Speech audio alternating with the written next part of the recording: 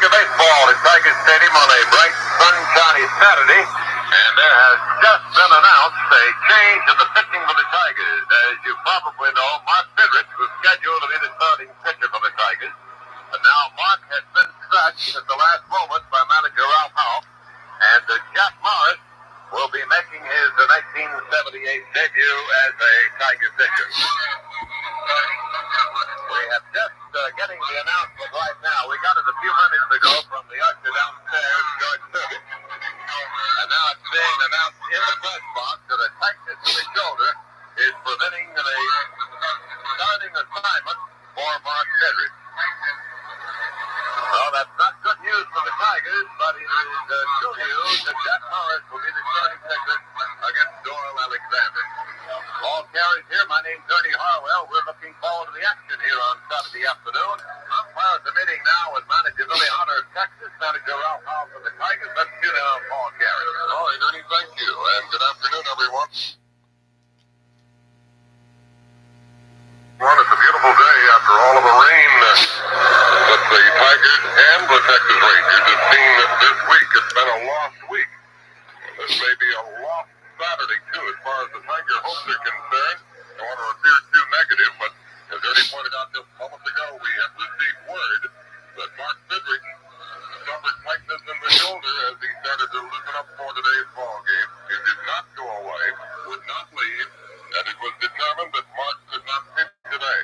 So Jack Morris, who had been called up from Florida, had not been with the Evansville Ball Club at the beginning of the American Association season at all.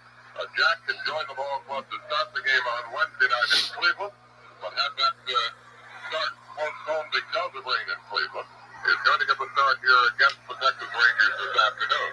Should mean that we'll have a little delay in starting this game, in as much as Morris has not been throwing that long down to the bullpen.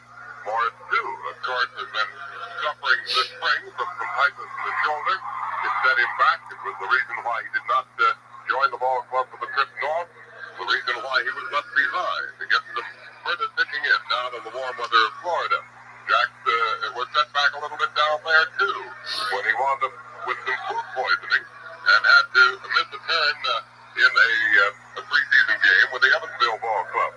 So Jack, however, is going to get a belated start here today, a surprise to him and to everybody in the ballpark who had expected to see Mark Fidrich do the pitching today. But Mark, with tightness in the shoulder, the same thing that caused him to leave the ball game last Monday here against the White Sox, is out of the game, back in the clubhouse, and it hopes that, of course, the tendonitis that he suffered last year is not the cause of this tightness, and that he'll be able to come back and resume his spot on the Tiger rotation. So it'll be the right-hander, Morris on the mound for the Tigers, against the right-hander Doyle Alexander of the Rangers.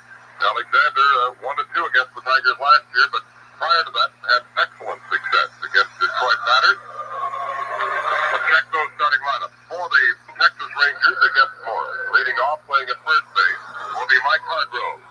Batting second, the shortstop Bert Campaneris. Hitting third in left field, Al Oliver. Batting fourth, the designated batter for the Rangers, Reggie Zitt. Hitting fifth in right field, Claudel Washington. Batting sixth, third baseman, Toby Hera. Hitting seventh in center field, Juan Benitez. Batting eighth, the second baseman, Bump Wills. And batting ninth, doing the catching, Jim Sunbird. Tigers have taken their defensive position. It'll be Ron LaFleur leading off playing center, followed by Lou Whitaker at second, Rusty Staub at DH, Jason Thompson at first, Steve Kemp at left, Tim Corcoran at right, Bill May catching, Bill Fankowski at third, and Alan Trammell at short. Join us now for our national anthem, sung by Greg Martin of Wyoming, Michigan. Oh,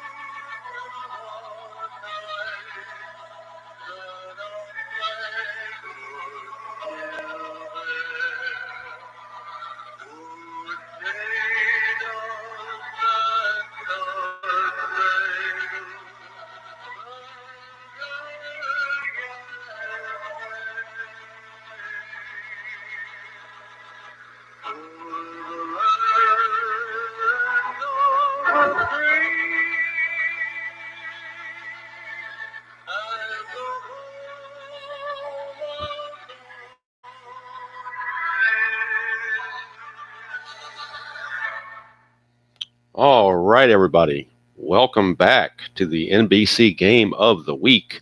I'm still a little bit under the weather. My nose is still really, really stuffy, but at least I'm not coughing and sneezing like I was earlier in the week. That's why I haven't done a video all week, because I've been trying to recover.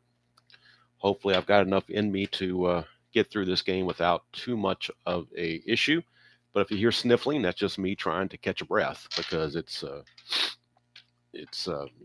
this crud stuff is hard to get rid of sometimes.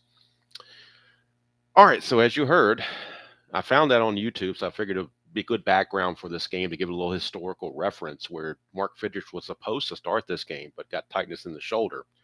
So we're going to have Jack Morris taking on Doyle Alexander for Texas. That'll be the matchup. You've already seen the starting lineups. Thank you for being here and joining me for part of your Saturday afternoon. Hello, Kenyon, Harkwind, Larry Harris, Mr. Dr. Jeffrey Goodeman. Thank you, Captain. Good to see you. Chuck Rawlings as well. And if you're familiar with season ticket baseball at all, you know one of the first things to check is the ballpark weather effects. So we're going to look at the weather effects here for Tiger Stadium. In the month of April, it is a day game. The base temperature is 42 degrees. We're going to roll all three of these dice, the 2d10s and the d6, add them up, add them to 42, and see if they get within 52 to 82. If they do, there's no change. If we get a lot of low numbers and we don't get to 52, we get 51 or less, then it's going to take away one from the deep drive. So hello, Tim. Good to see you. So we're going to roll all three of these dice together and add them up. And we get a 9, which is not good, because that 9 plus the 42 is a 51, which is less than this. So now all deep drives are going to be subtracted by 1 because of the cool weather here at Tiger Stadium. So even though Tiger Stadium might be a little bit of a home run park, we're going to lose 1 on the temperature. That's going to be a factor in the game. So, like I said, been gone for a week, so I've got to get my practice back. Hopefully, it's like riding a bike. I'm hoping anyway. And hopefully I'll feel up to it tonight to do the Stratomatic game I've been meaning to do all week, which is the May the 4th be with you, May 4th game. The only game scheduled on May 4th. It is the Yankees and the White Sox. I'll play that tonight if I'm up to it, since RJL is not streaming tonight. That'll give me a free reign, particularly later, earlier in the evening instead of waiting so late. Hello, Phoenix. Good to you. I know you obviously big season ticket fan and can help me out if I run into issues. So I'm certainly glad you are here.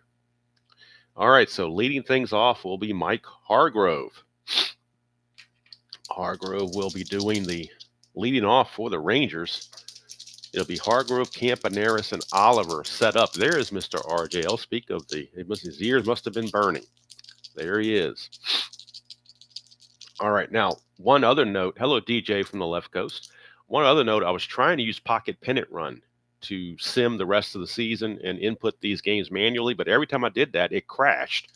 So I had to abandon Pocket Pennant Run and go to Digital Diamond. So I'm using Digital Diamond's computer to sim everything, but I am manually inputting the games as I play them on the NBC Game of the Week. So those are being input manually on Digital Diamond, and I'm letting the computer for Digital Diamond play everything else, and we'll see what happens. Just that one programming up. I really wanted to do Pocket Pennant, but I don't trust it because it's crashing too much, and I don't want to get 3/4 of the way in the season, and all of a sudden it crashes. And the last game from the Cardinals and the Phillies, it took me like 4 tries. I get like 5 or 6 innings in, then it would crash, and it got very, very frustrating. So I said, screw it. I'm just going to go to Digital Diamond. So that's the history behind that. All right, I got my rule book and my quick play chart. So hopefully, that will get me where I need to be in case I get stuck. And of course, if Phoenix Knight or anybody else that's really great at this game wants to chime in, I'm all ears and would love to hear from you, and so I can get this game. The more I need to play some more offline, I guess, is what I really need to do to get better at this game. But we shall see. Programming note, next Saturday, NBC Game of the Week will be from Shea Stadium. It'll be the Cincinnati Reds against the New York Mets. All right, so Mike Hargrove facing Jack Morris. Again, deep drives are -1 due to the cold weather here at Tiger Stadium on a Saturday afternoon in April. We're underway. 108. Remember reading red, white, and blue. 108. And 108 falls into this category, so it's a redirect to a 308. We change the 1 to a 3, but keep the original white and blue dice, becomes a 308. 308 is a strikeout. So Mike Hargrove goes down on strikes. Jack Morris gets the K. Again, this is a very young Jack Morris. Very, very young Jack Morris. And that'll bring up Campy Campaneris. We get a 691. They are the visiting team, so we don't add anything to it, but 691 is still going to be a single for Burke Campaneris. So Campaneris will get himself a base hit. Now the question is, will he try to steal? Or first of all, you got to get the lead. That's the first thing to do here, is to get the lead, establishing a lead right here. Take the steal rating of the batter, add the 2d10s. It's got to be greater than or equal to 10 plus the pitcher hold rating. Pitcher hold rating for Morris is not very good. It's only a 1. So the 2d10s plus the steal rating of Campaneris of a 2 just has to beat a total of 11. But it does not. So he cannot get the lead. It's only a 3 there. Add to his 2, only a 5, and that's not going to beat the 11 that they need. So he cannot get the lead. So he will stand pat.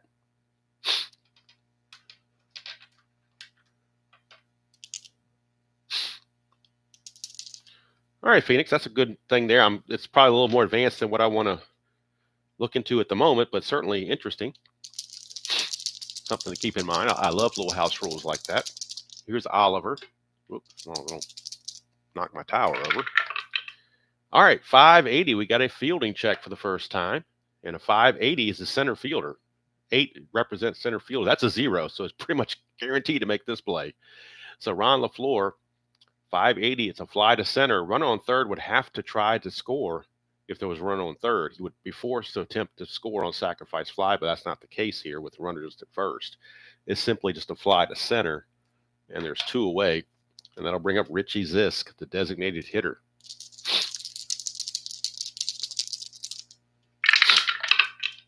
That's a 137, and that's going to be a pop-up to third base. Now, remember, I think you told me, Phoenix, on these pop-ups like this, if it's a 1 through 5, it's foul, and if it's a 6, it's in fair play. Am I understanding that correctly? Am I remembering that correctly, that on these pop-ups / foul out F5 or whatever, if it's a 1 to 5, it is in foul ground, and if it's a 6, it's in fair ground? I think that's what you said, but I'm not 100% sure.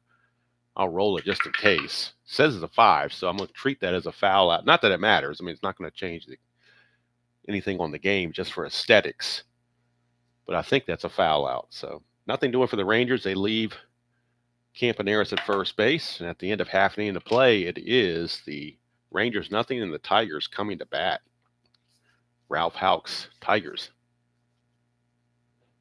Oh, okay. Narrative detail. All right. Well, like I said, it's really irrelevant in the bigger scheme of things. All right. So Doyle Alexander going to finish up the warm-up tosses.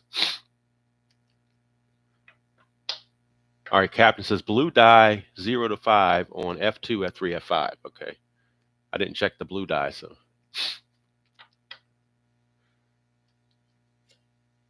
So we'll see. Everybody has their own little home brew, which is pretty cool. Whatever makes you happy. Like I said, play the game you want to play it the way you want to play it.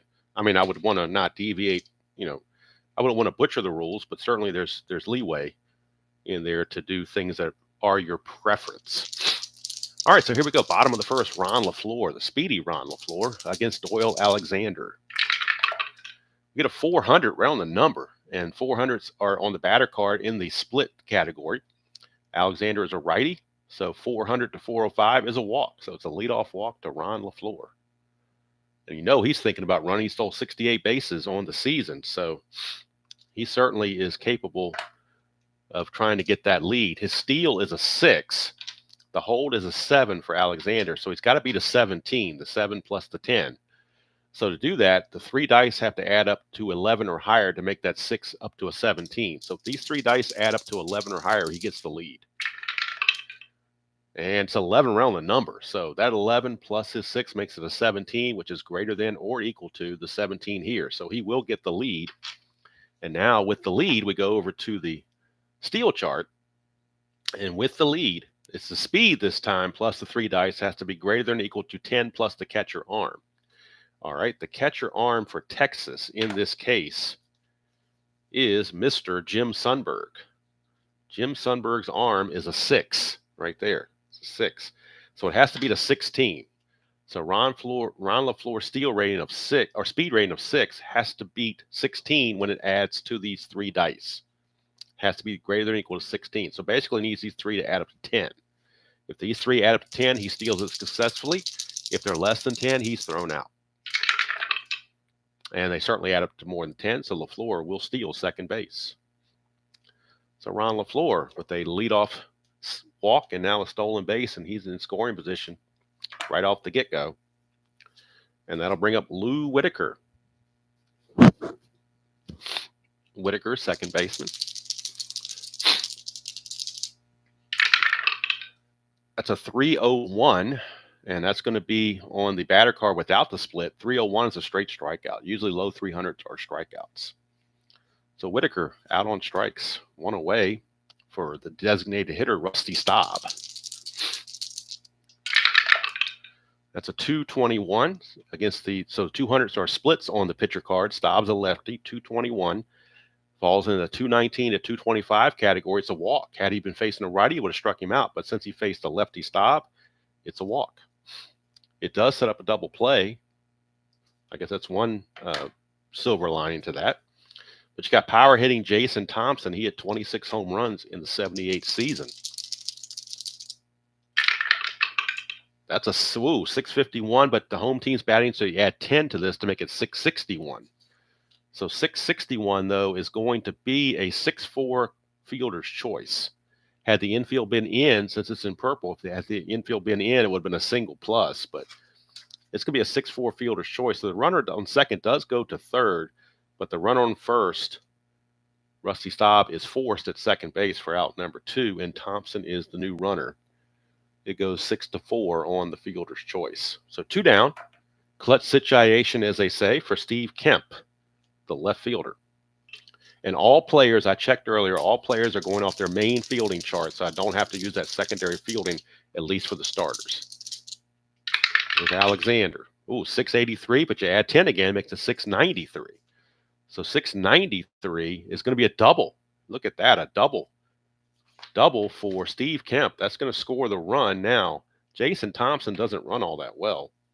His speed is a 1. His speed is a 1. The double to center fielder arm for Texas. Center fielder is Juan Beniquez. His arm rating's a 5. And with Jason Thompson being a 1, that's a 5. That's already a -4. You need a really good roll to score. So they're going to hold everybody right there at second and third. RBI double for Steve Kemp, and the Tigers lead it 1-0. As LaFleur will score easily from third, and stopping at third base is Jason Thompson.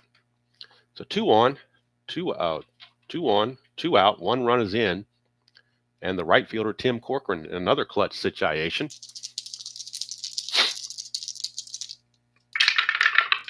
That's a 4-14. Corcoran facing a right-hander. 4-14 is going to be a 4-6-3 double play, but when there's no force involved, you just take the 6 out, make it a 4-3 ground out, and that's going to end the inning. But the Tigers strike first on the RBI double off the bat of Steve Kemp, and the Tigers take a 1-0 lead after 1, giving young Jack Morris the lead.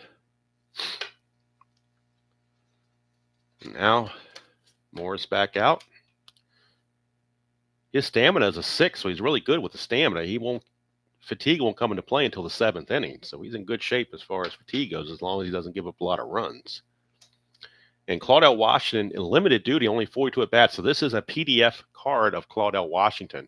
So if it looks a little bit not quite as sharp as the Jack Morris card, it's because the Jack Morris card is a printed version, and this is a PDF, and my printer is only so good. So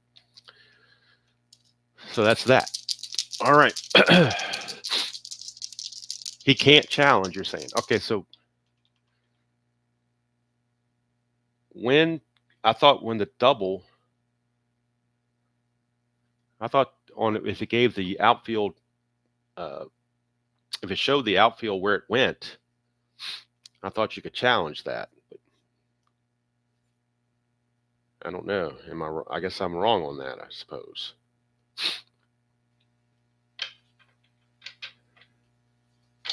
Was it off of the pitcher card? No. Oh, it was off the. It was off the. Oh, I know why. Because it was a double on the fielder's card. It did not. It did not say. I don't know where I got center field from. It didn't say center field, did it?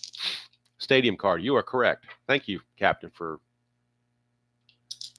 Thank you, Phoenix and Captain both. I don't know where I got. Some reason I thought I saw center field on there. Maybe I was looking at that. What I was probably doing was looking at this center field thing up here, and somehow in my mind I was thinking center field. So no, he couldn't have challenged. It's a good thing we didn't try it anyway. But you can only challenge when the actual fielding position is shown, so you know who's challenging. So that's all right. So here's Claudel. It's still a work in progress for me, folks. And plus, I'm not exactly 100%, so I'm gonna try to hang in there. 652. You don't add the 10 because the visiting team is batting.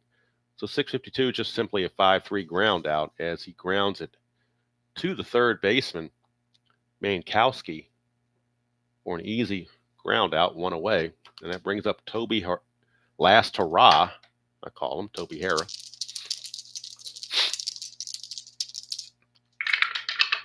Morris 475, and that's Hara's against the split. Against the righty, a 475 is a 6-4 here, but there's nobody on base, so it's just a 6-3 ground out. So Morris pitching pretty well so far. And I'll bring up Juan Benitez, center fielder. We get a 336, and that's a non-split. 336, that's an infield single for Juan Benitez. So Benitez ekes out an infield single. And now would he be looking to try to steal? To get the lead, his steal rating is a 6, and Morris is only a 1, so he's definitely going to try for it to see if he can get it done. That is a total of 16, so he definitely gets the jump. Now, of course, we're going over here. We're going to look at the catcher's arm, Milt May. Milt May's arm is a 5, so he's got to beat 15. He's got to beat 15. So his steal number of 2 has to be 15 or higher. So these 3 dice have to equal 13 for a successful steal. Now, he did steal 10 bases, but got caught 12 times. So if he gets caught, we're adding realism here because you got to try. All right, so 1 to 13 on these dice, and he'll have enough to beat it out.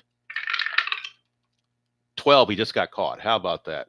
12 plus his 2 speed is a 14, but the catcher, Milt May, is a 5, and the 10 makes it a 15. This is less than that, so he gets caught stealing. And that's going to end the inning. But he's trying to get in scoring position with 2 outs, so I don't think it was a terrible play per se. But Trammell was there to greet him with the tag, and that's going to end the inning.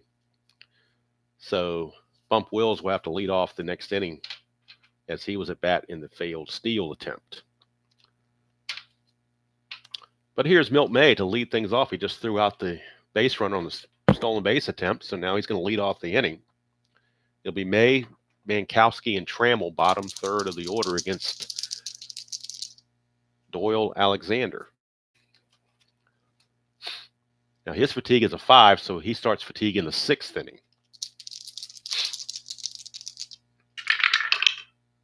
4-15, and that's against the righty. And 4-15 is a 4-6-3 double play with nobody on, just a 4-3 ground out. 1 away, and that brings up Phil Mankowski, the third baseman. And I think it's kind of neat with these cards. John, this is season ticket baseball. One of the things I like about what Clay did is he put the uniform numbers on. I'm a uniform guy, so I like the fact that he had the uniform numbers on there. Most people probably don't care, but just one little additional thing that makes it neat. All right, 491, and we're under the splits. So 491 is a deep fly to center field for out number 2. So 2 down for Alan Trammell, shortstop.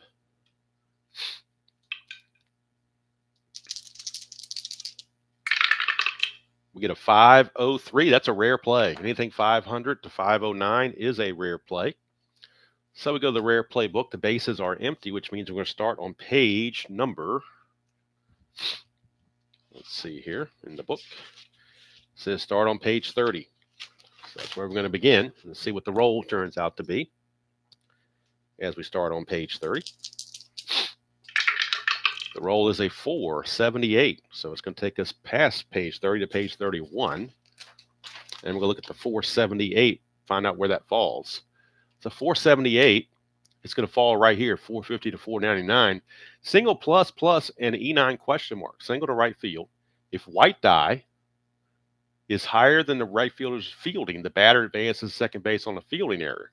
Well, the right fielder's fielding rating for the Rangers, the right fielder is Claudell Washington.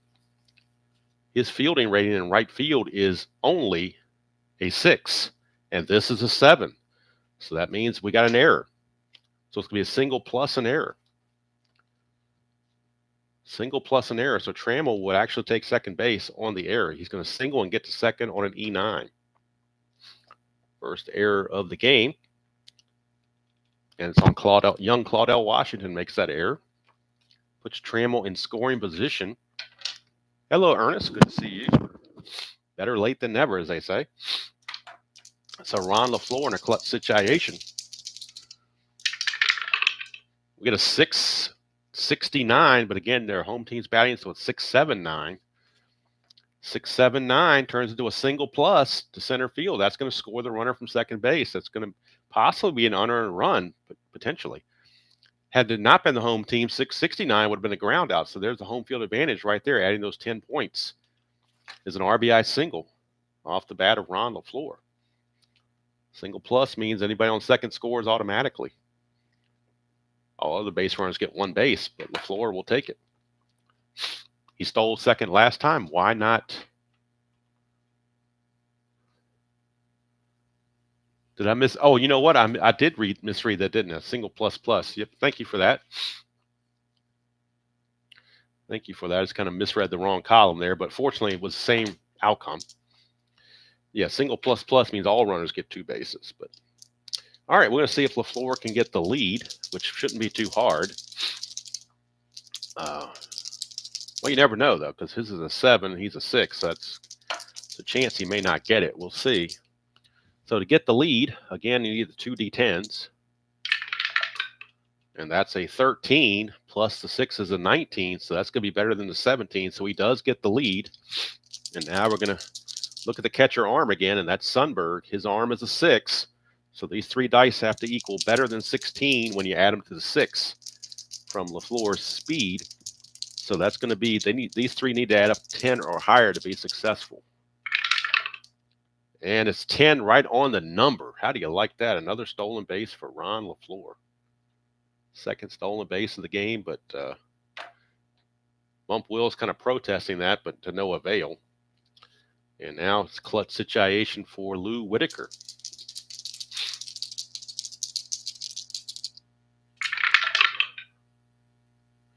That's a 471. Whitaker against the right-hander on a 471 is a pop-up to third. And that's going to end the inning. But a run comes in, and the fact that, boy, let's see. I think that second hit would have made that run earned anyway. So I think the LaFleur single took care of that. Well, no, the LaFleur single is the one that got him in. So I think this run is unearned as far as I can tell. I believe this run is unearned. You can double check me on that, but I believe it's unearned. Not that it matters. I'm not keeping elaborate stats or anything like that. I mean, the computer would tell me when I input the stats in the computer, but I believe just looking at it, it looks like it's unearned. But it counts all the same, and it's 2-0 Tigers after 2. And I know that's got Chuck Rawlings happy for now. Although we don't get to see Mark Fidrich because of the shoulder tightness. So, but we get to see a young Jack Morris instead. So we're back to the top of the, not the top of the order, near the bottom of the order. Bump Wills, Jim Sundberg, and Mike Hargrove. Due up. That's a 354, and that's a non-split for Bump Wills. 354 is an infield single. So how about that? Bump Wills tracks an infield single. And he could be looking to steal too, because the hold rate on Morris is not good at all. He basically just needs a 6 or higher on these two dice to get there. And he does. So that's going to be a lead for him successfully. Now to steal, his speed is a 6. Again, catcher arm, and that is Milt May is a 5. So he's got to be equal or beat 15. Equal or beat 15. His speed is a 6, so he just needs a 9 or higher on these three dice. But he doesn't get it. He's out. Throw him out. How about that? Milt May, second caught stealing for Milt May. As Whitaker put on the tag, and that's one away. So how about that? Milt May says, not today. You're not stealing on me. So one out, and here's Sundberg. 499. And 499 against a right-hander is a deep fly to center field. That is out number 2. I'm going to hope my voice holds out. It's feeling a little froggy, but hopefully I can make it. Here's Hargrove. 124, and that's going to be a fly out to right field. So it's a 1-2-3 inning for Jack Morris. So the caught stealing kind of took the wind out of the Rangers' sails on that one. And we go to the bottom of the third, still 2-0 Tigers. There's Jack Morris holding his own in a spot start. Rusty Staub steps up. Staub, his first time up, drew a walk, was erased on a fielder's choice. 5-10 rather, so it's not a rare play. It's going to be to the pitcher. So Alexander, a 5-10, is a 1-6-3 double play. Of course, nobody on base. It's just a 1-3 ground out. And Staub is taken care of rather easily. One down for Thompson. Hit a fielder's choice his first time up. Oh, 655 turns to 665 as the home team batting. 665, though, is a 3-1 putout. So it's going to be grounded to the first baseman, Hargrove, and he will flip it over to Alexander covering for out number 2. So a 1-3 ground out and a 3-1 ground out is how the third inning begins. And here's Steve Kemp, had that big RBI double first time up. That was off the ballpark card. 543, so a fielding check again. Second baseman this time, Bump Wills. We go to Bump Wills and look at his fielding. 543 is a 4-3 ground out. So it's going to be an easy ground ball, and it's an easy 1-2-3 inning for Doyle Alexander. And we play 3 complete from Tiger Stadium.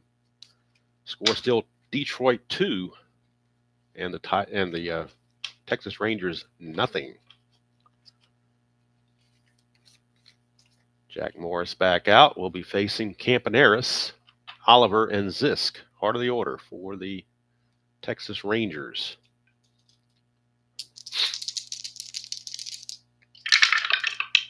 That's a 243, and that's a split chance on Jack Morris against right-handed batters. 243 is a 5-3 ground out. So one away as he grounds to Mankowski. Brings up Al Oliver, flew to center his first chance. So 132, and that's going to be a fly ball to left field. 2 down.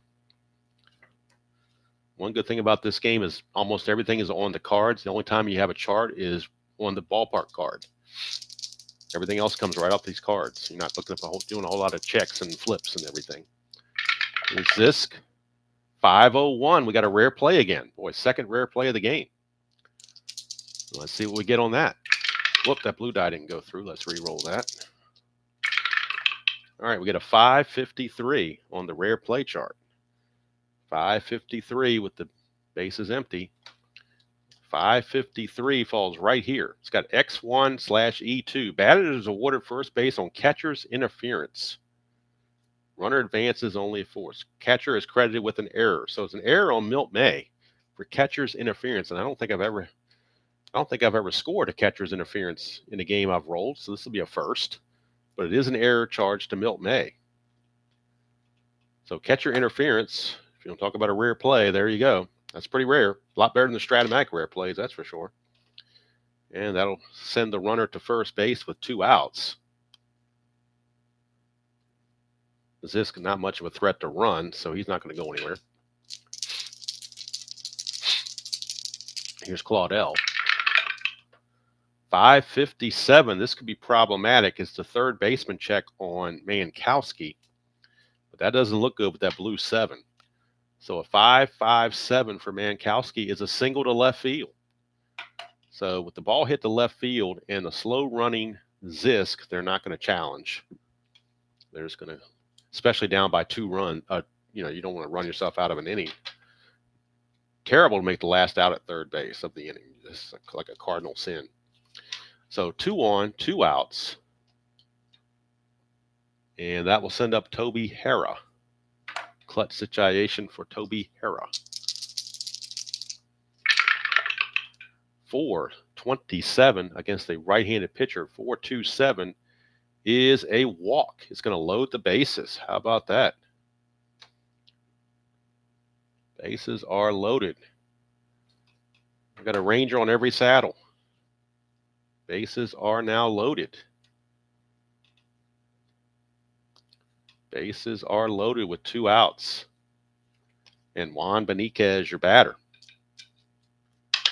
Morris, first time he's really been in trouble the whole game.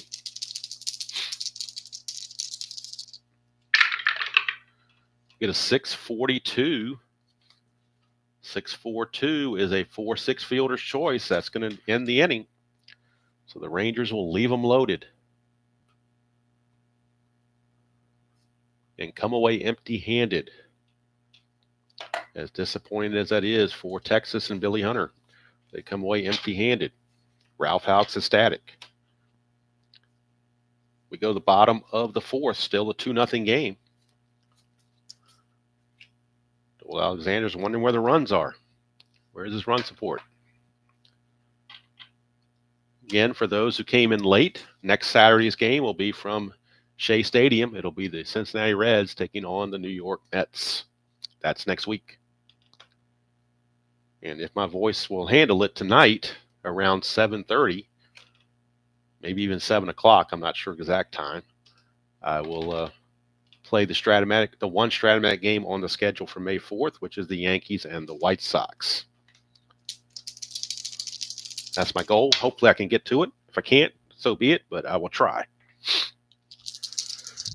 Then I will probably rest on Sunday and then come back on Monday with another new slate of Strat games for the Cinco de Mayo date. Corcoran 220, and that's a split chance against Alexander. Corcoran is a left-handed hitter, so 220 is going to be a walk. It would have been a strikeout to a righty, but against a lefty, it's going to be a walk. So Tim Corcoran will draw the leadoff base on balls. Not really a threat to run. He stole 3 bases. He got caught twice, so they're not going to try anything with him. They're just going to leave him there. And here's Milt May. Thank you, Denny. I'm trying to get back as best I can. All right, 3.08 for Doyle. Actually comes off Milt May. 3.08 non-split is a strikeout. So Milt May is out on strikes for out number 1. And that'll take us to Mankowski. Flew to center his first chance. That's a 200, round the number. And that is going to be a redirect. Mankowski, a lefty, redirect to 400. So we go here to 400, and it'll be a walk. So another base on balls issued by Alexander. He's got 2 walks and a strikeout this inning. With 1 out, 2 are on for Alan Trammell. Trammell had a single and scored his first time up.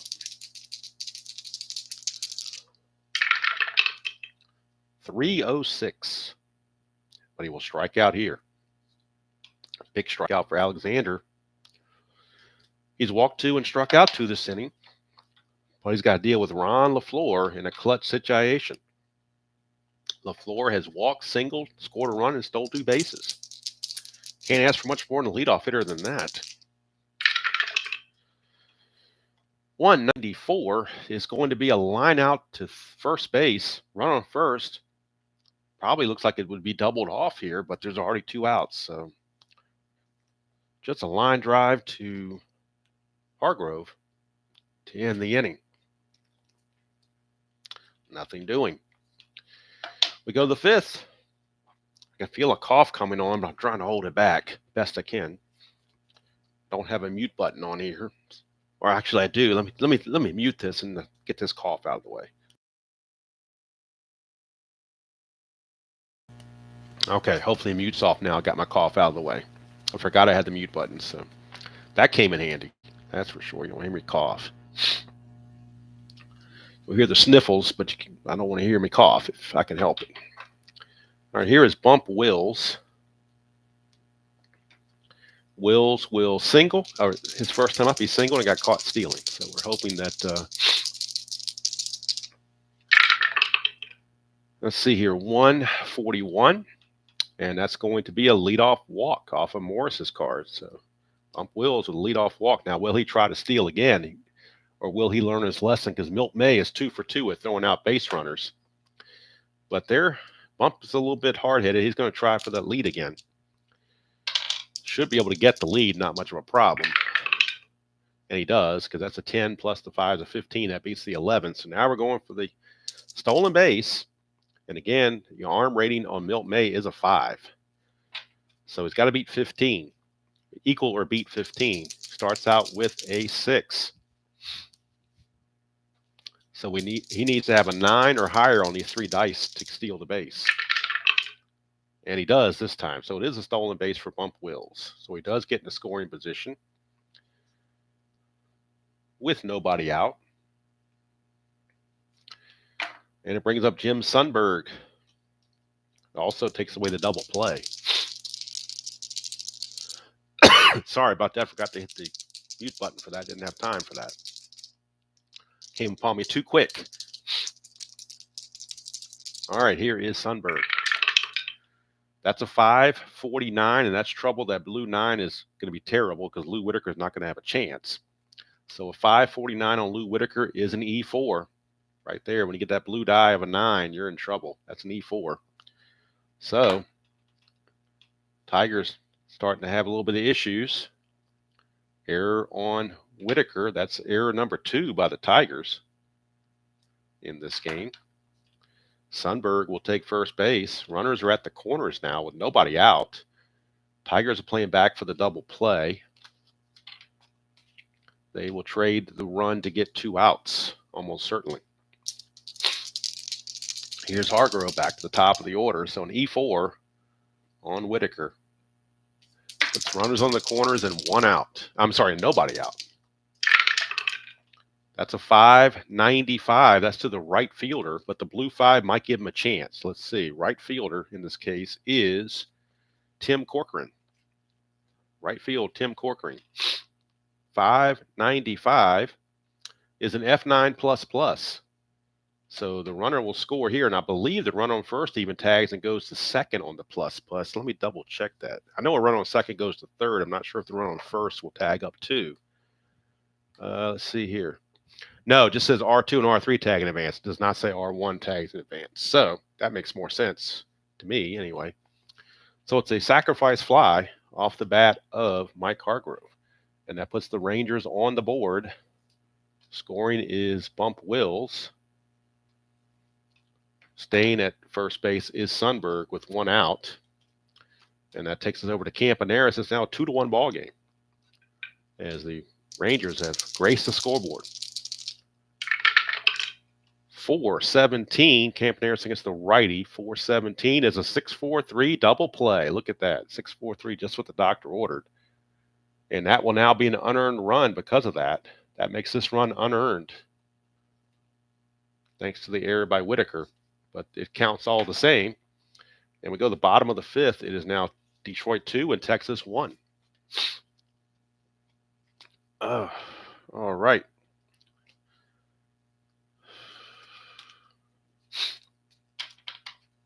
Doyle Alexander back out. Maybe a little bit of extra boost knowing his team finally scored him a run. We shall see. Whitaker is leading off, trying to make up for that error. that he committed in the previous inning. 112. 112 is going to be a 1-6 put out fielder's choice, but with nobody on base, it's just a 1-3 ground out. So Whitaker is retired very easily, one away for Rusty Staub, the DH. Walked and grounded back to the pitcher. That is a 230, and Staub is a lefty. So on Doyle Alexander, we go to our lefty column, 230, and that's another pop up to third base. So 2 down for Jason Thompson.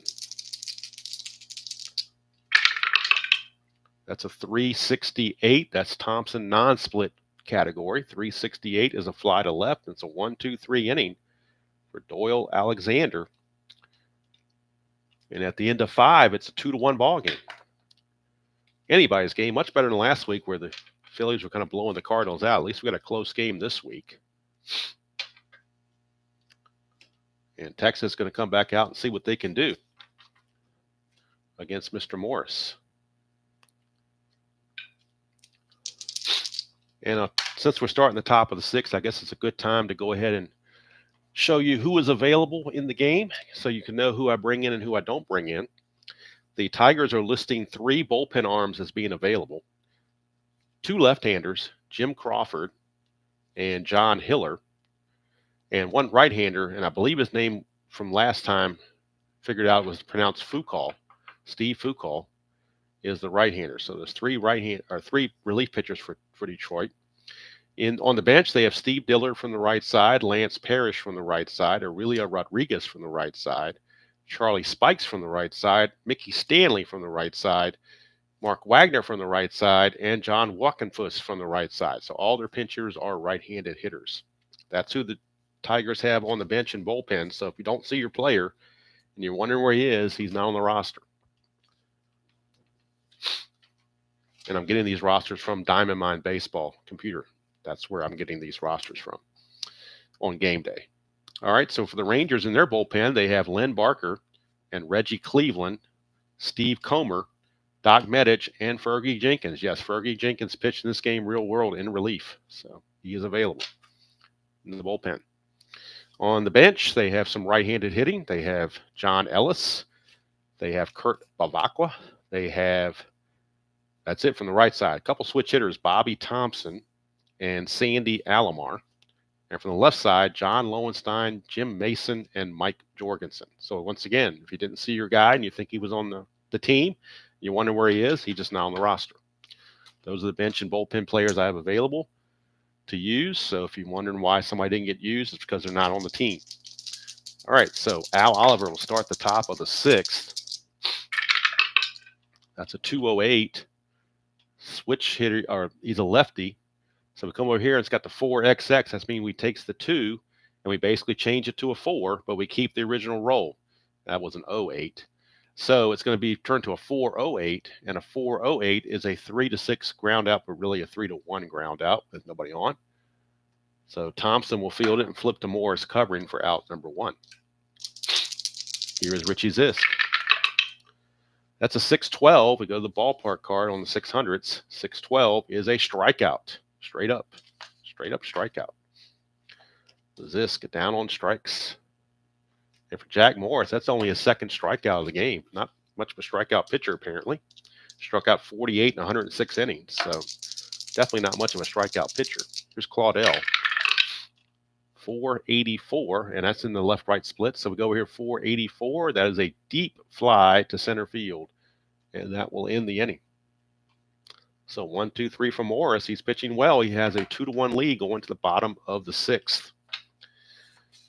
And this 6th inning is now the fatigue inning for Doyle Alexander because he's got a 5 here for stamina. That means the fatigue starts in the 6th inning. So every time he gives up a hit or a walk or whatever, we add 10 to those ballpark rolls. Not deep drive rolls, but ballpark rolls. And he's going to face Steve Kemp. He doubled and grounded to second. He's 1 for 2. That's a 132, and that's going to be a fly ball to right field, 1 away. If a runner was on third, he could have the option to try to tag. That's what the R3 question mark means. Runner on third possibility of moving up if he wants a challenge. But that's not the case with the bases empty. Here's Corcoran. Corcoran has grounded to second and walked. Thank you, Colin. I'm trying to hold out to the rest of this game without.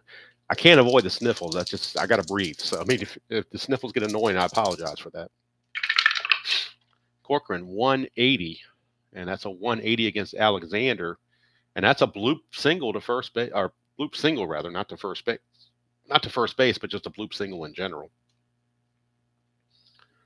And the difference between a bloop single and a regular single, of course, is with less than 2 outs on a bloop single, the runners only get 1 base because they don't know if the ball is going to be caught or not.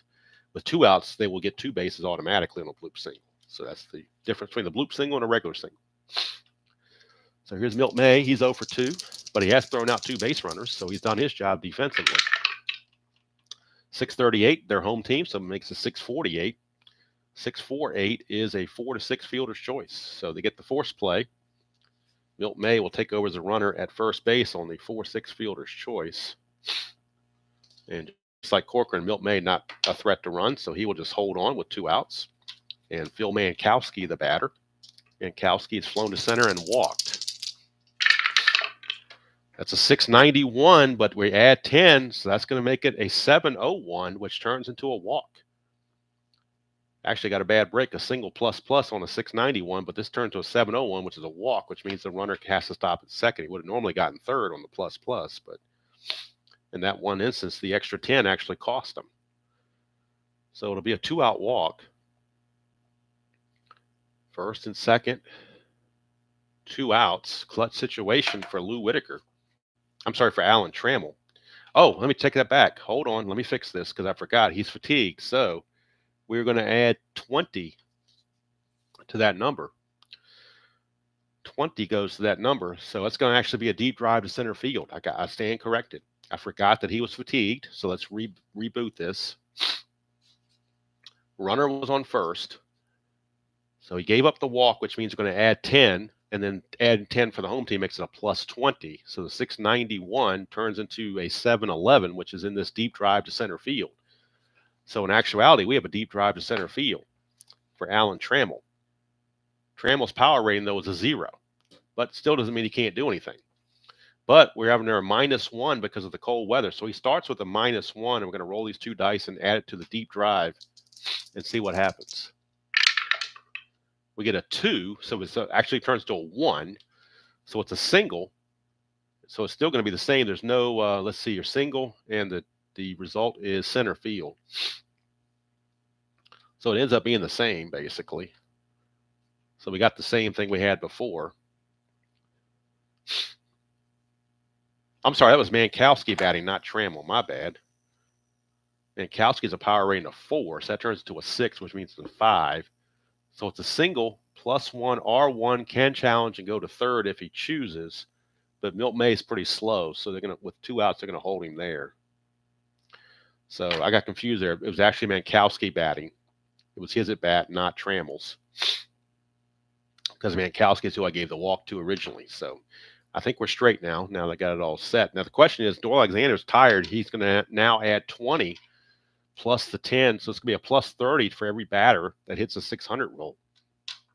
So it's probably time to get Alexander out of there. Just as I would think, just to make sense. So Doyle, sorry, couldn't hit the mute button in time because my hands were full with pitcher cards. So Doyle Alexander is going to leave. He's going to exit.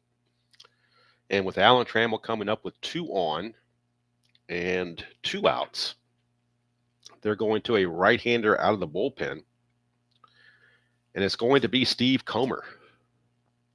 Right-handed pitching Steve Comer. He's going to come on and try to get that last out to close the inning off and keep the score where it is. Can't close the book on Alexander because you don't know what he's going to do. He's responsible for both these runners.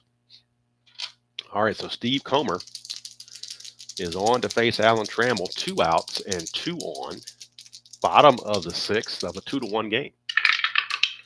That's a 387 for Trammell.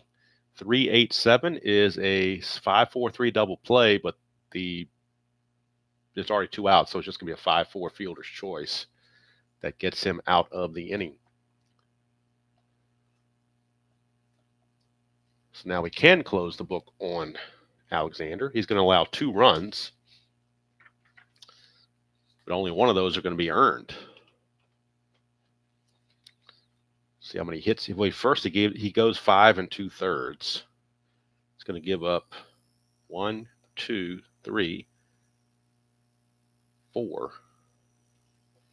He gave up 4 hits, but he did walk quite a few. He walked 1, 2, 3, 4, 5. I got him for 5 walks, and he only struck out 3. So not the prettiest score sheet in the world, obviously, but that's what I've got him for. 5 2/3 innings, 4 hits, 2 runs, 1 earned, 5 walks, and 3 strikeouts. And Comer will now take over as the pitcher going forward after getting that out there. So now we're going to the top of the 7th, and this will be the fatigue inning for Jack Morris because he's got a fatigue of 6. That means inning 7 is where that begins. So the Tigers have bullpen activity. They only have 3 in the bullpen that are eligible as far as I could tell. So if he gets into trouble, they got 2 lefties out there. They got Crawford and they've got Hiller. Hiller more their closer, and they also have Foucault, a righty, but I think they would go to a lefty most likely. But we'll see how the game plays out. Top of the 7th we go. Hope everyone is enjoying their Saturday. Hope everybody is enjoying this game of season ticket baseball. It's definitely a game that I enjoy, but I need to play it more to make sure I get the rules better. But hopefully that will come with time. And hopefully you're able to tolerate my sniffling and occasional cough. So I'm trying to get back at it here. Really looking forward to getting back to Stratomatic tonight if possible. Here is Toby Hara. 234. 234 split chance from Morris. 2-3-4 is a 4-3 ground out. 1 away. So 1 down, and that's going to send up Juan Beniquez. That is a 608. 608 is going to be a strikeout. So Morris, even though he's at the possible fatigue section, is hanging in there pretty well. That'll send up Bump Wills. 183, and that's going to be a bloop single off of Jack Morris. So we're going to add 10 now to any 600 roll that the Rangers acquire because of this hit that's been given up to Bump Wills. So that brings up Sundberg. He is the tying run at the plate. Morris is going to face Sundberg, but I think this is his last batter. If he does not get Sundberg, they will bring in John Hiller to face Hargrove. That's a 613, but again, it's going to be a 623 because of his fatigue. So 623 doesn't cost him, though. 623 is a pop out to second. It's going to end the inning. And I think that's going to be it for Jack Morris. They're going to cap him at 7 innings. And he pitched very well. 7 innings of shutout base, of only allowing 1 run, rather. So you can't ask for much more than that. From a spot start, he didn't even know he was going to start today. He started because Fittrich had tightness in his shoulder. And he, you can't ask for much more than that. Let's see how many hits he gave it. 1, 2, 3, 4, 5 hits. 1 run, which wasn't even earned. So he didn't even give up any earned runs. He walked, looks like 2, and he struck out 3. So this is the final line that I have on Jack Morris. And John Hiller will be coming on to pitch the 8th inning and possibly the 9th to finish it out. As the Rangers do not score here in the top of the 7th, keeps it a 2-1 ball game. And Jack Morris will get a handshake from Ralph Houck and take the rest of the game off.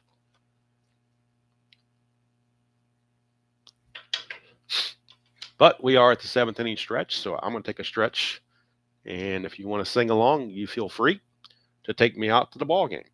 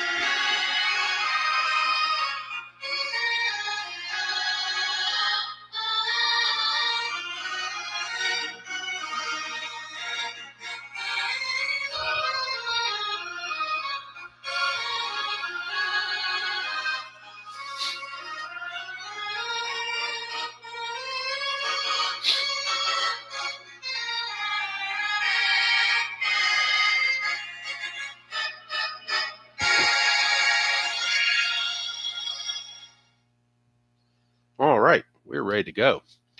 Programming note tonight, if my voice holds out and I'm able to do it, we will be playing the only game in Stratomatic on May the 4th. It'll be from Comiskey Park in Chicago.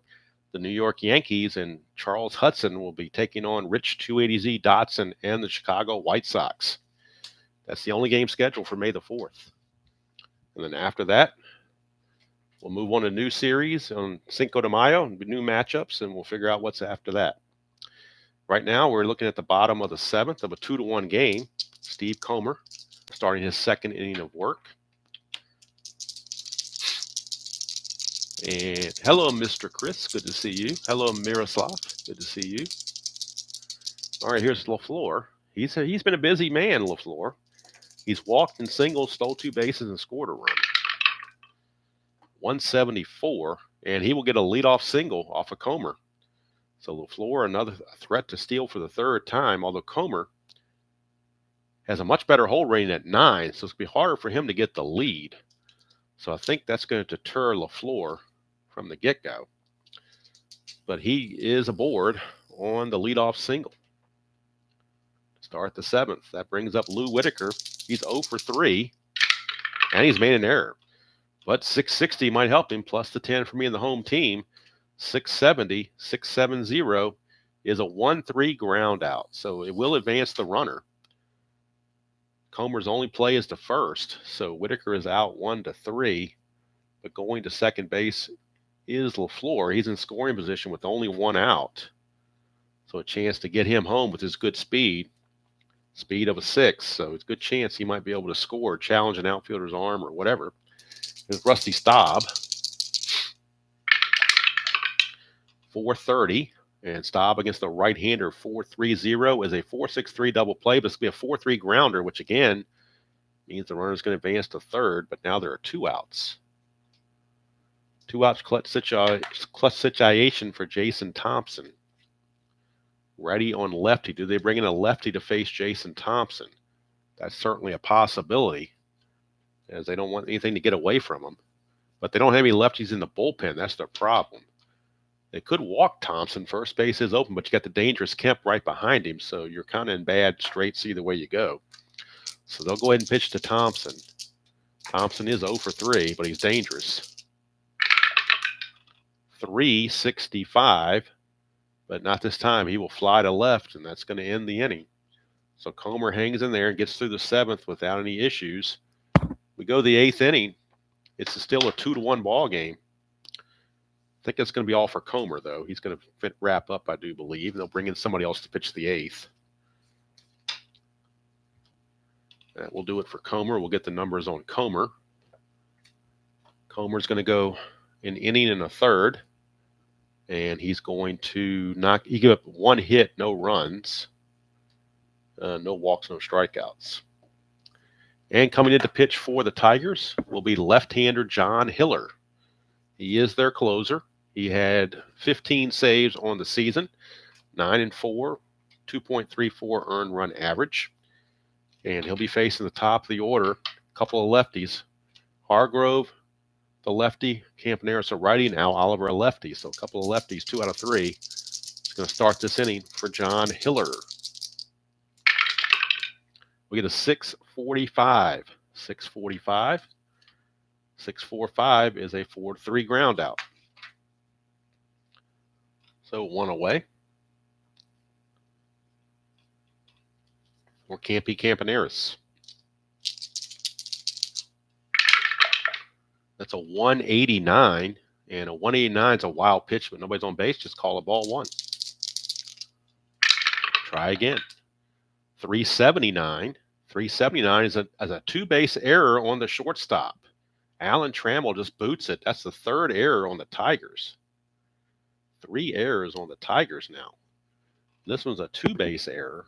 That puts the tying run in scoring position with 1 out in the speedy Bert Campaneris. So dangerous error there. 2-base error. E6 with a 2 there. That's a 2-base error on Trammell.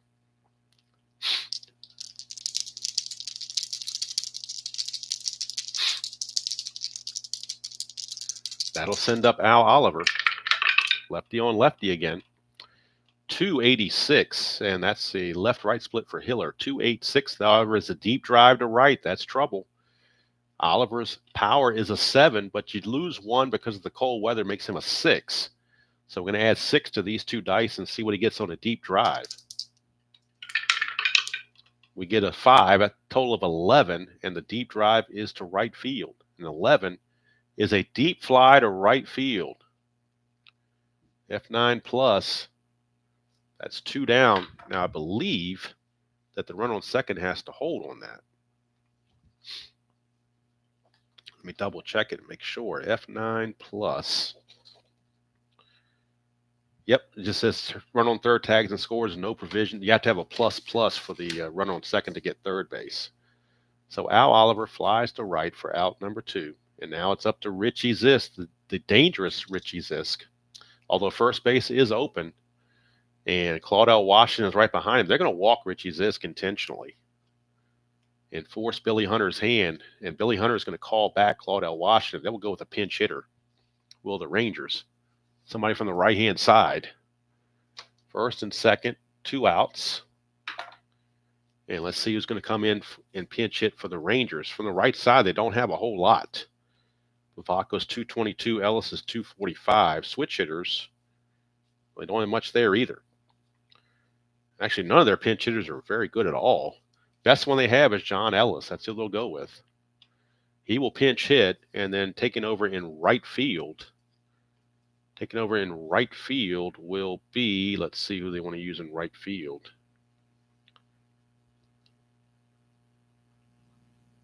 Right field will be John, let it be Lowenstein. He will come in and play right field. So pinch hitting for Claudel is John Ellis. He is the pinch hitter. And then Lowenstein will take over in right field in the 8th inning.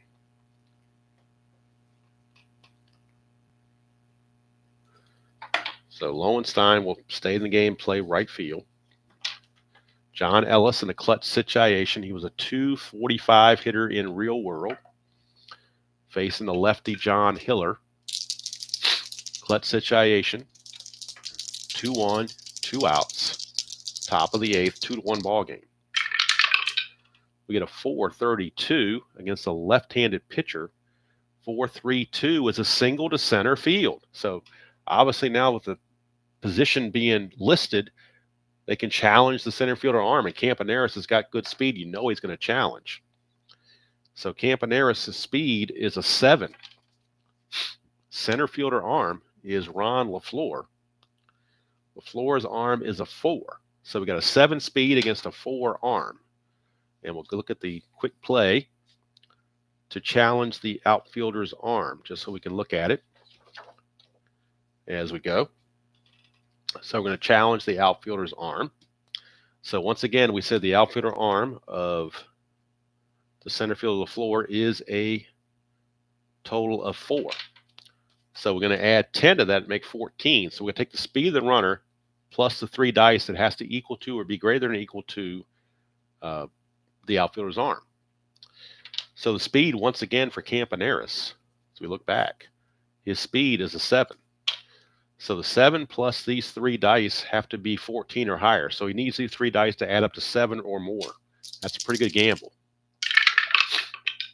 And they don't. He's thrown out. Look at that, a 6-0-0. He is thrown out at the plate by Ron LaFleur. Look at it again. The speed of Campaneris, and somebody double check me, make sure I'm doing this right. His speed is a 7. The arm of LaFleur is a 4. So the 4 plus the 10 is a 14. So 7 plus these dice have to be 14 or higher. That's only a 13. So he is out at the plate. And if I did it wrong, somebody please let me know and I will correct it. But I'm pretty sure that's about as good as you're going to get as far as the way it was played. I'm assuming that's how it was played. So that's what I'm going by until somebody tells me differently. So it's a single to center field by the pinch hitter Ellis. But Campaneris is thrown out at the plate 8-2 on a great throw by Ron LaFleur. And the Rangers come away empty-handed here in the 8th inning. Coulda, woulda, shoulda. But you had to send him. I mean, I don't think there was any question you had to send him.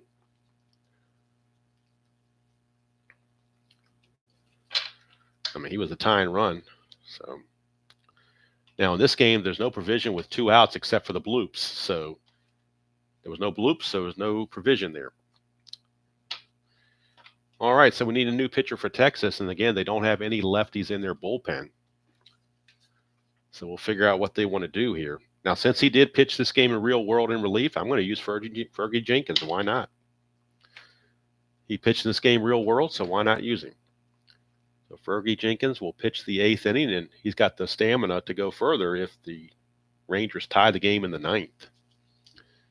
Right now, he will be on to face Kemp, Corcoran, and Milt May in a 2-1 ball game. Nip and tuck all the way here at Tiger Stadium. Get a 438 Kemp against the right-hander. 4.38 is going to be a 4-3 ground out, 1 away. And Jenkins retires Kemp. Got to bring up Corcoran. 5.57. It's a fielding check, and the 7 blue die is tough. That's going to be a hard play for Toby Harrah. A 5.57 is going to be a single to left field. So Corcoran sneaks it past him for a 1-out single. Corcoran, not much of a threat to steals. He will hold. And Milt May, the batter. 3.36, and that's going to be a 4-3 ground out. The runner will advance. So it puts the runner in scoring position with 2 outs. Clutch situation for Phil Mankowski, third baseman. That's a 192, and that is a bloop single to first base. And with the 2 outs, he automatically will score from second. That's where the bloop comes in. That's where the 2 outs come in. So it's a critical RBI single for Phil Mankowski in the clutch. Gives the Tigers an insurance run they pretty much desperately needed. It is now a 3-1 game, and Fergie Jenkins can't believe it.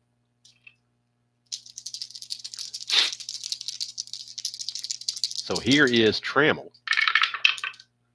380, and Trammell on a 380 is a 5-4-3 double play. So just a 5-4 fielder's choice, ends the inning, but an insurance run indeed on the RBI single from Phil Mankowski. So Jenkins couldn't hold the fort. He gave up 2 hits. Went 1 inning, gave up 2 hits and a run. No walks, no strikeouts. We go to the 9th, 3-1 Detroit. And Rangers will have to do it against the closer, John Hiller, in his 2nd inning of work. Now, he is tired. So if he hits fatigue, we're going to start adding 10 to what's there. So Steve Foucault, or however you pronounce that name, is loosening in the bullpen for Detroit just in case they don't want a fatigue thing to, cost them. So it'll be Toby Harrah, Juan Beniquez, and Bump Wills as scheduled hitters. And really, Texas has nothing on the bench worthwhile, so they're going to stick with who they've got. But John Hiller is now tired, so anything he gives up, we're going to add 10 to those 600 rolls. That's a 200 right on the button. That reverts to a 400, and a 400 is going to be a walk. So now we're going to add 10 on future rolls on the ballpark card because he's given up a walk. That's the first area of fatigue. So here's Beniquez, tying run of the game.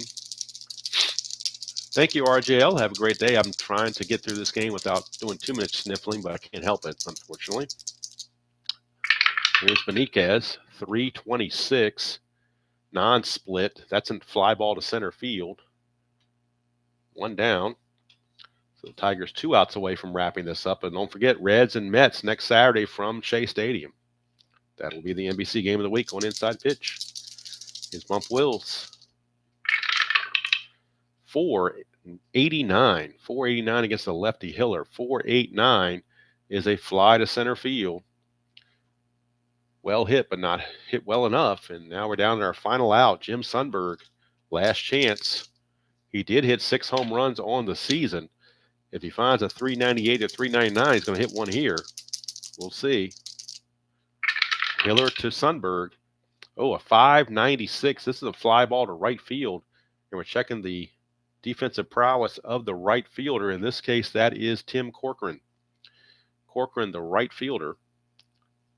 Look at his numbers on a 596. 596 is a double plus. Look at that, a double plus. That's going to score the run and make it a 3-2 game. So how big was that insurance run in the previous inning?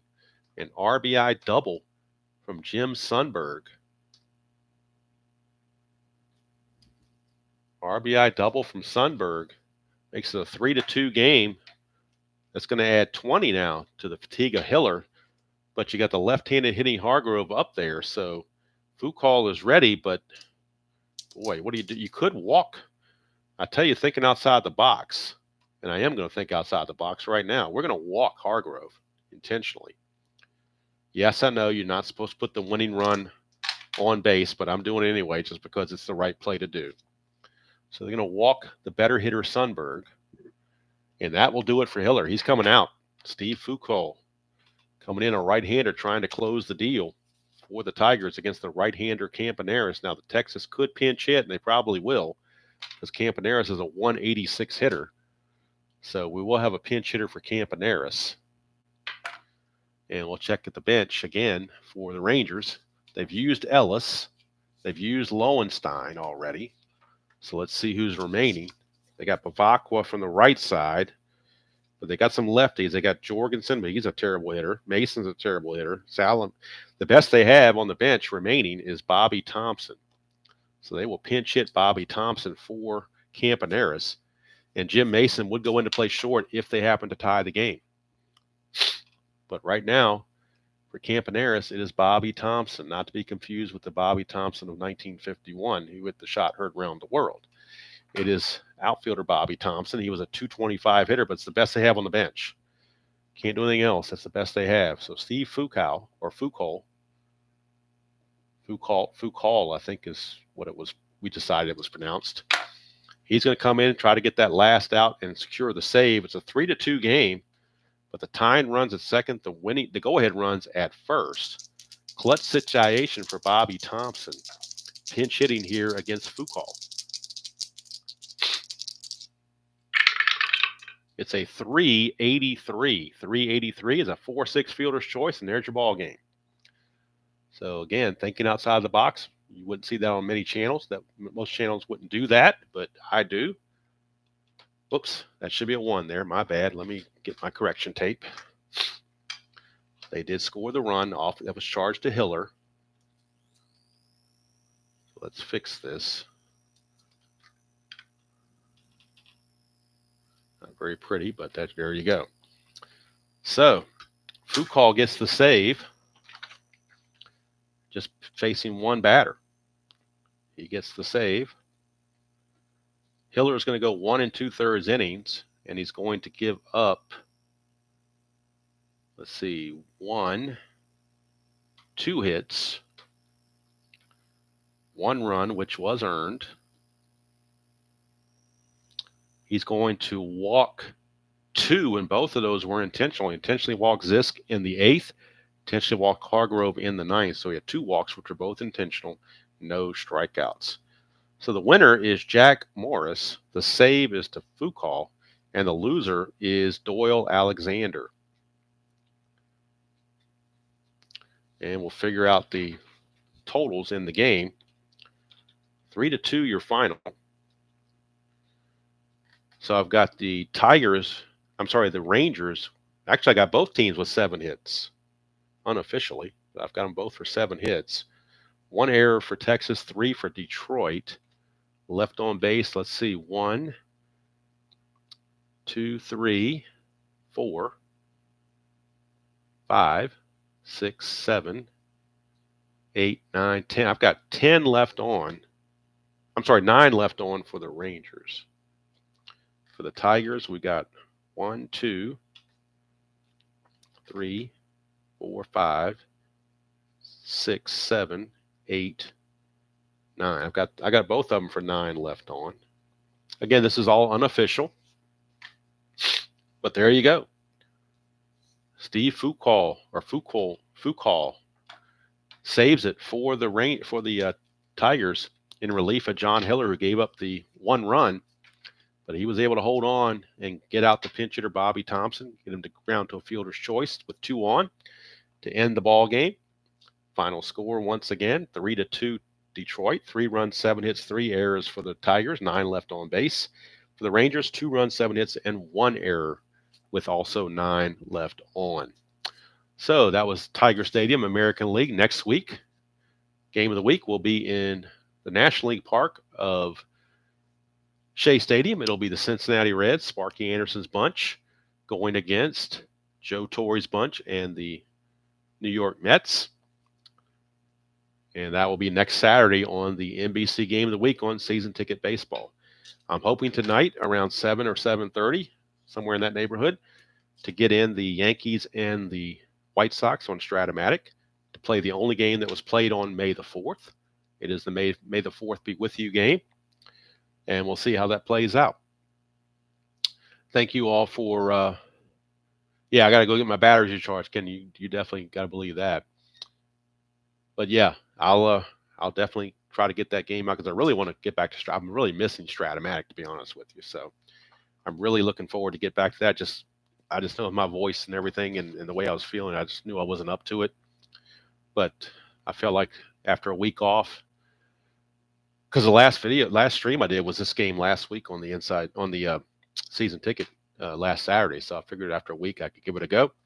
And hopefully, well, as it turns out, I did make it all the way through without. I had a couple of coughs in there, but nothing out of the ordinary. Nothing horrific. So hopefully everybody enjoyed that presentation of the NBC game of the week. And again, if I feel up to it tonight, we will be doing the Stratomatic season. We'll be doing the Stratomatic NBC 1987 American League replay, May the 4th game, Yankees and White Sox, the only game that is scheduled for that day. So until next time, enjoy playing whatever game you choose to play, however you choose to play it, and I will see you all down the road.